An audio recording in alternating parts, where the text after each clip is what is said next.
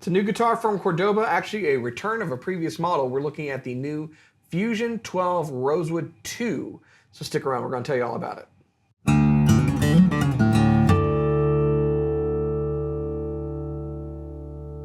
Hey, you're watching Alamo Music TV. My name is Chris McKee. And I'm Cooper Greenberg. We're here with Alamo Music Center in San Antonio, Texas. You can find us online at alamomusic.com. If you're new to the channel, subscribe, turn on notifications, like our videos. If you want to support the channel, visit our spring store link below for custom shirts and check out our podcast. It's called the Fretboard Confessional, wherever you get your podcasts typically. And we just recorded a new episode, so check that out. So we have a rosewood topped nylon string guitar, and I can count how many I am aware of in the market on one hand. So not one finger. Yeah, not a very common design choice. But this is actually a return of one that Cordoba previously made, and it's part of their Fusion collection. And their Fusion collection is nice. Nice, yes. So it's designed to be a fusion, hence the name, of like steel string choice, design choices, and classical guitar. Yeah. So that you can, if you are not a classical or nylon string player, you are typically a steel string player like Cooper and I, and you want that tone, you can have something with that sound with nylon strings, but with the playability more like you're used to. Yeah. So that's the whole Fusion collection. And this is part of that. Now it's called the Fusion 12 because it's the appointments, right? It's the 12th fret. Oh, okay, so they have the Fusion 14 as well. They have a Fusion 14. So it comes down to where the neck is joining on the guitar, just like a 12 fret steel string. Yeah. Most nylon string guitars, most classical guitars, the neck joins at the 12th fret. So that is more traditional in this sense. They do have some 14 fret models that move the bridge, same scale length, you just add frets onto the neck.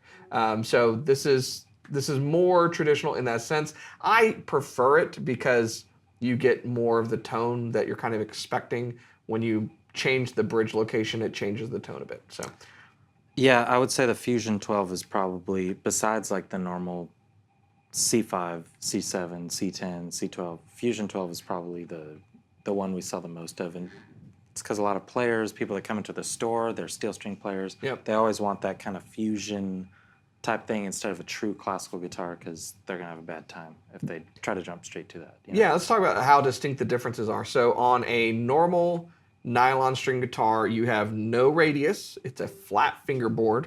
You have typically it's a 2-inch width nut to accommodate the thicker nylon strings. So the neck's going to be wider and the neck is typically going to be thicker. So everything on this guitar is different. Yeah. The neck is thinner. The nut width is 48 millimeters. It's a 25.6 inch scale length, which is a typical like longer scale length on a guitar. And then you have a radius on the fingerboard of 16 inches, which is about what a lot of acoustic guitars are. And it's weird, like looking at it, it does look extremely flat, but you can feel that it's not. Yeah. You know? What do you think the biggest radius is like available that's actually a radius and not just totally flat? Like, would it be something like this?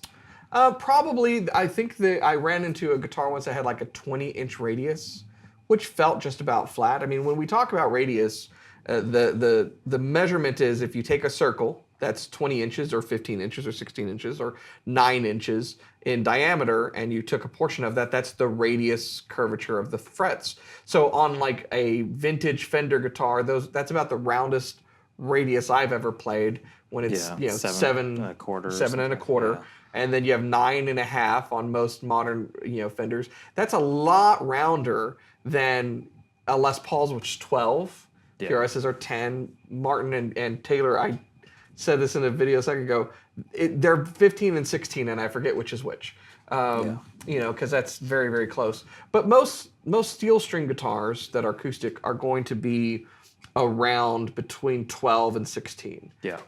Once you get above that, it starts kind of getting pointless to measure the radius. Yeah, you're like a flat earther. Yeah. Prove the curvature to me. If you can't see the curvature, it's got to be flat. But on a guitar, it's not a conspiracy. If we offended you, good. So get out of here. What's really different on this guitar, it's in the name. It's Fusion, which we talked about, and it's Rosewood 2. So the Rosewood aspect is the whole body of the guitar in this particular case, and this is a re-release of this model that has existed before. So you get a typical classical body with a cutaway, layered rosewood back and sides or laminate rosewood back and sides. Beautifully, by the way, framed in this purfling. And they use a similar thing on the C7s. It's I love really it. And nice. the rosette is the same. It's really, really cool. It's really beautiful. And then the top on this is rosewood. And it's not solid rosewood, but just the fact that they're using rosewood is kind of weird. And let's talk about why. Rosewood is used on the back and sides because it is a dense, hard wood. Yeah. So the wood you use on a top of a guitar is typically not hard. It's usually a soft wood like spruce or cedar. Then you would use a harder wood for the back and sides of a guitar, most commonly maple, mahogany, and rosewood. Occasionally, you will see some hardwoods make an appearance on the top of a guitar, namely mahogany. That's the most common one. But not rosewood, because rosewood is very, very dense. Yeah. And so it typically does not make a very good wood on the top of a guitar. What Cordoba has done on this is kind of interesting because the top is, according to their specs, it reads as solid spruce with a rosewood veneer. Yeah. Now, you would do that for aesthetic choices, but why would you do solid spruce and not just like a laminate top? And it seems, from what I'm hearing, that there's some things going on with that design choice. What do you hear when you play this guitar? Well, pretty much, we brought it out this morning. It's the first time any of us saw it. We all kind of played on it a bit, and everybody said it's extremely mellow. Yeah. And I think you do get some brightness and crisp, like spruce top, nylon string. You can get those slaps and the snappy stuff, but it truly is just kind of shaved off all that point of the treble. Yeah. And I think it's an experiment that definitely shows that it does something. It's not just a color, like a stain that they put on. I think it is actually doing something to the EQ of the guitar. Well, because they had a choice to make. So what most laminate woods are made of is you typically have a sandwich of 3 pieces. And it really doesn't matter what the middle piece is. Usually poplar is utilized. I shouldn't say it doesn't matter, but usually poplar is utilized and nobody ever talks about it. It's in there and the grains are running in different ways. And it's to make this ply that's very durable and easy to work with and very stable. And so there's a lot of benefits to it. And when used as a top, it has benefits, but it has some negatives, which is it's very strong, so it doesn't move as much. They didn't choose to do that in this case, which if it was solely aesthetic, they could have. What they instead did was take a solid piece of spruce and then put a thin veneer of rosewood on it.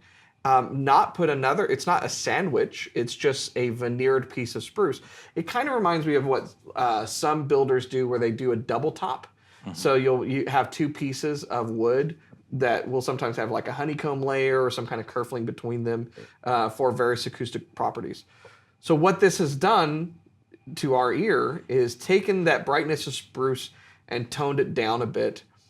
It does kind of what a mahogany topped guitar would do, in that there's some compression to it and there's some warmth to it.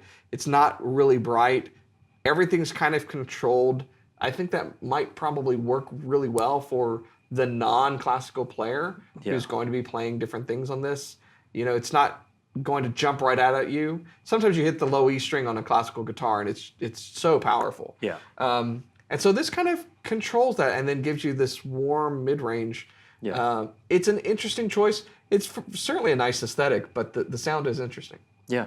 So let's check it out. I think like you said, it will appeal to a player that wants something a little different than, like, it couldn't be further from just spruce, maple, classical or something, Yeah, it's cool. Let's check it out.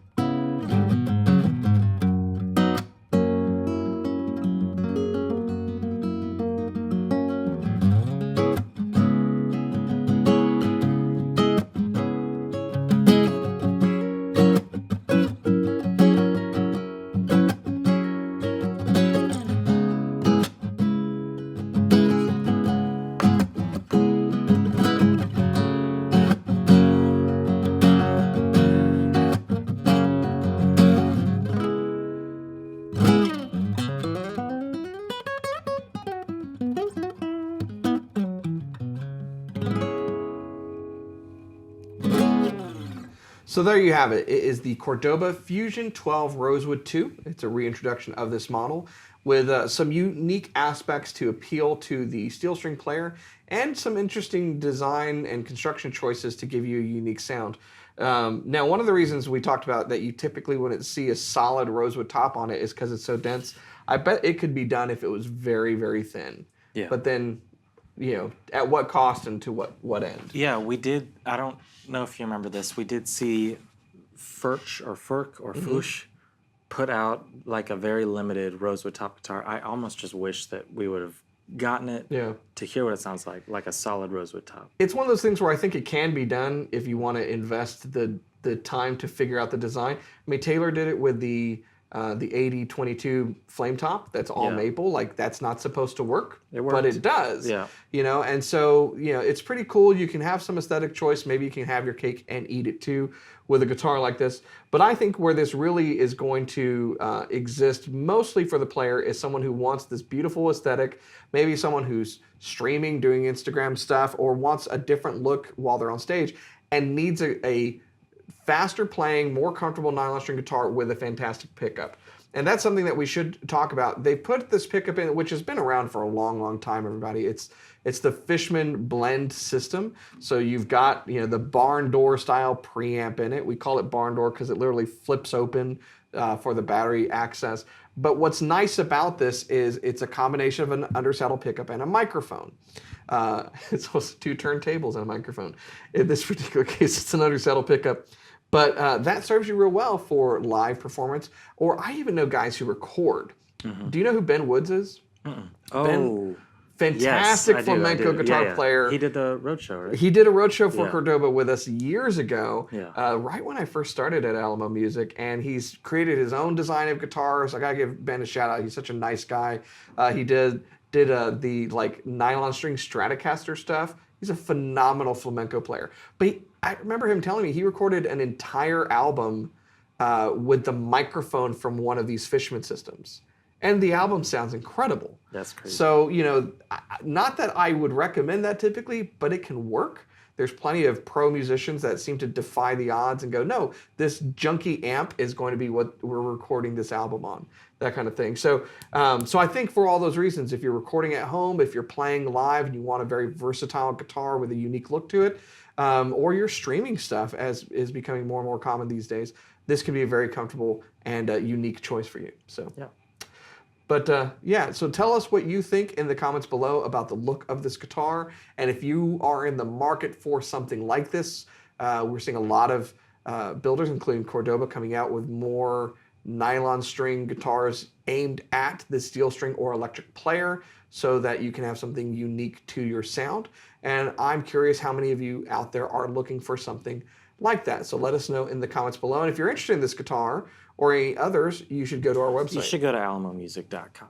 All right. And we got some really cool stuff from Cordoba right now, just all across the board. The new stuff, the old standbys. I mean, it's worth checking out all the Fusion stuff, all of the, you know, also just luthier series. I mean, they make great guitars. So. Fantastic guitars. And if you're new to our channel, make sure you subscribe, turn on notifications, like our videos. Remember, at the end of the day, the best guitar in the world is the one you're playing. Keep making music, and we'll see you next time.